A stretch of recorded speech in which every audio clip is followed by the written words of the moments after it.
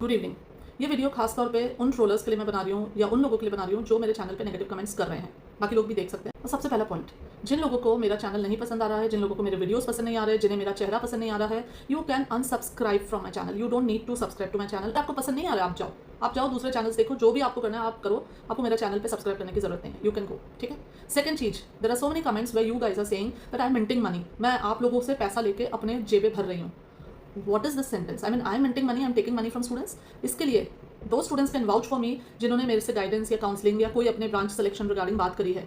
वो बता सकते हैं कि मैंने उनसे पैसे लिए कि नहीं लिए।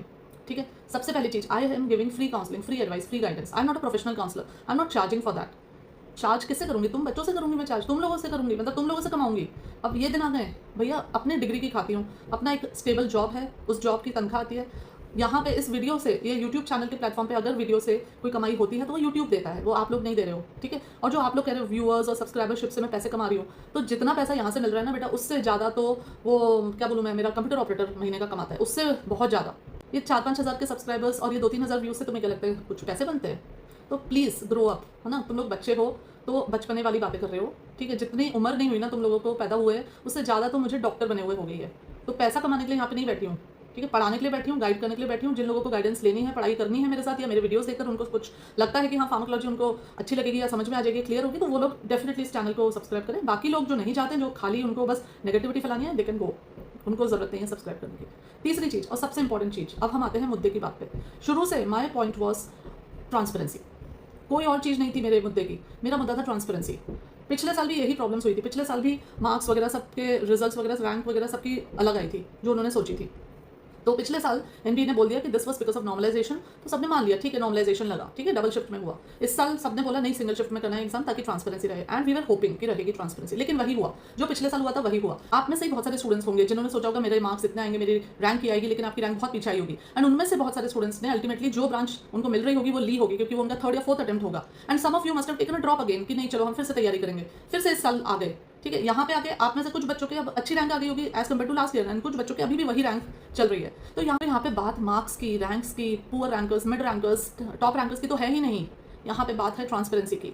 एक सिंपल सा प्रोसेस हम चाह रहे हैं कि आपने एग्जाम लिया, चलो आपको कंप्यूटर बेस्ड करना है, आप एग्जाम कंप्यूटर बेस्ड ले लो। उसके बाद then you release the question paper with the correct answer and the answer which is marked by the student.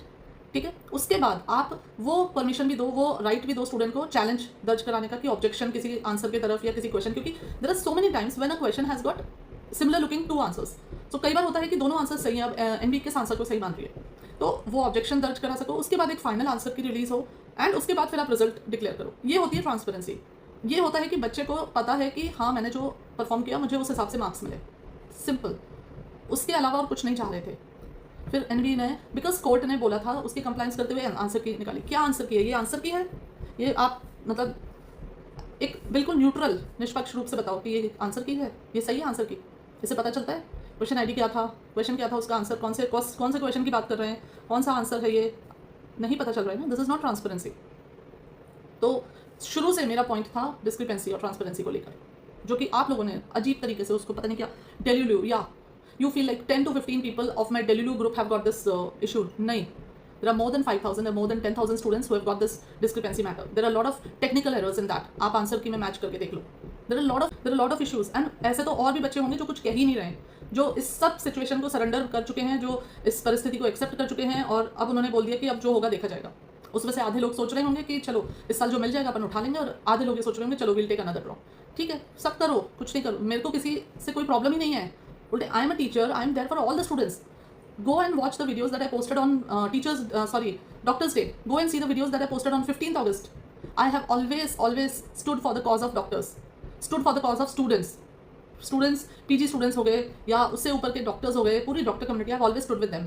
लेकिन इस पूरे प्रकरण में I am really devastated by the negative comments that some of you have posted. And तुम लोग मेरी बच्चों की उम्र के हो, कैसे मतलब बच्चों की उम्र के हो, and I was not expecting these kind of comments. ठीक है। तो ये मेरा लास्ट वीडियो है ऑन दिस मैटर। अब इसके आगे मैं पब्लिक फोरम पे, यूट्यूब पे इस मैटर पे कुछ नहीं बोलूँगी। जो हमारी बात हो रही है वो अलग टेलीग्राम पे या व्हाट्सएप पे होती रहेगी। अगर किसी को मेरे से करियर गाइडेंस या ब्रांच रिलेटेड गाइडेंस पूछनी हो तो वो मुझे इंस्टा पे, ईमेल पे या व्हाट्सएप पे नंबर कर सकते हैं। बाकी जिसको मेरे वीडियोस नहीं पसंद आते हो वो अनसब्सक्राइब कर सकते हैं। और अब अपन जो अपने MBBS स्टूडेंट्स अभी अक्टूबर में आ रहे हैं उनके लिए फार्माकोलॉजी की वीडियोस बनाएंगे। अगर नीट पीजी की तैयारी करने वाले बच्चों को देखना है कि चलो फार्माकोलॉजी के कॉन्सेप्ट क्लियर हो जाएंगे तो वो देख सकते हैं, नहीं देखना है मत देखो। You are free to do whatever you want to do. I am not going to post any more videos on this matter because I am done with it. मतलब मैं डॉक्टर्स की, मैं तुम लोगों की साइड लेके तुम लोगों के लिए लड़ रही हूँ और उल्टे मुझे ही सुनना पड़ रहा है। आज एक भी कोचिंग इंस्टीट्यूट बात कर रहा है कि इस मैटर पे कोई नहीं बात कर रहा है। सिर्फ टॉप रैंकर्स हैं, उनको फेलिसिटेट किया जा रहा है, उनकी वाहवाही की जा रही है। मिड रैंकर्स और जो पुअर रैंकर्स हैं उनको सबको भूल गए, क्योंकि उनको पता है अगले साल फिर आएंगे, फिर सब्सक्रिप्शन लेंगे, उनका तो बिजनेस है ये। कोचिंग इंस्टीट्यूट वाले, एक कोचिंग इंस्टीट्यूट वाला बात नहीं कर रहा है अबाउट दिस ट्रांसपेरेंसी इशू। कोई नहीं, सिस्टम को कोई सुधारना ही नहीं चाहता है। प्रॉब्लम तो ये है आज everybody selfish. Even though students जिनका लास्ट ईयर जिन्होंने सफर किया, इस साल उनको रैंक मिल गई तो दे आर लाइक यार अपना तो काम हो गया, अब भाड़ में जाए, जिसको देखना है दुनिया देखती रहे। उनको लग रहा है मैडम काउंसलिंग को स्टे कराना चाहती है तो मैडम के अगेंस्ट बोलो। भैया काउंसलिंग को स्टे कराने का मेरा उद्देश्य था ही नहीं। My objective was to bring transparency in the system. Next year के लिए चलो, इस साल का छोड़ो सब कुछ, नेक्स्ट ईयर के लिए बात करते हैं। नेक्स्ट ईयर इस सिस्टम को अच्छा बना दो, ठीक कर दो, ताकि जो बच्चे आप तैयारी करें, हो सकता है कल को आपका भाई बहन भी बैठे हो उस एग्जाम में, राइट? तो कम से कम अगले साल जब वो उस एग्जाम के लिए बैठे तो एग्जाम ट्रांसपेरेंट हो। एक इंपॉर्टेंट एग्जाम है, मेडिकल स्टूडेंट्स के लिए बहुत इंपॉर्टेंट है, आपका करियर बनता है, इससे फ्यूचर बनता है, लेकिन उसके लिए नोबडी इज बॉदर्ड।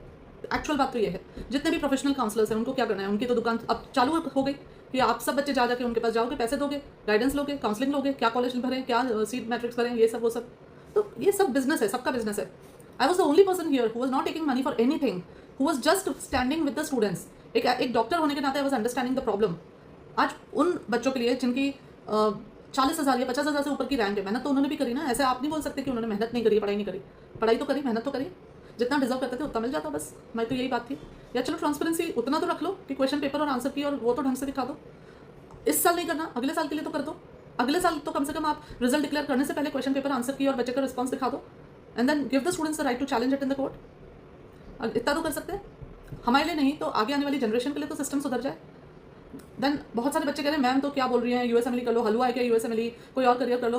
तो भैया USMLE के लिए इसलिए बोल रही हूँ क्योंकि इस देश में मुझे डॉक्टरों का भविष्य बहुत उज्जवल नहीं दिख रहा है। आप डॉक्टर बन जाओगे, उसके बाद रेसिडेंसी करोगे, रेसिडेंसी में आप 36 घंटे की ड्यूटीज़ करोगे, उसके बाद आपका HOD आपको डांटेगा, सारे लोग आपको डांटेंगे, everybody will be shouting at you. उसके बाद इंडिया में फिर जब आप निकलोगे डॉक्टर बन के तब स्ट्रगल करोगे फिर। मतलब ये स्ट्रगल खत्म नहीं होने वाली होती है। इसलिए मेरी ये राय रहती है, इसलिए this is the advice that I give to many of the students, that then you give USMLE, give step 1 step 2 when you are doing your MD। चलो MD ज्वाइन कर लो, स्टेप 1 स्टेप 2 दो, उसके बाद स्टेप 3 देके US में आपको अच्छी ब्रांच मिल रही है, जाओ। कम से कम क्वालिटी ऑफ लाइफ तो रहेगी, अच्छी रेस्पेक्ट तो रहेगी डॉक्टर्स की। या इंडिया में क्या रेस्पेक्ट है डॉक्टर्स की?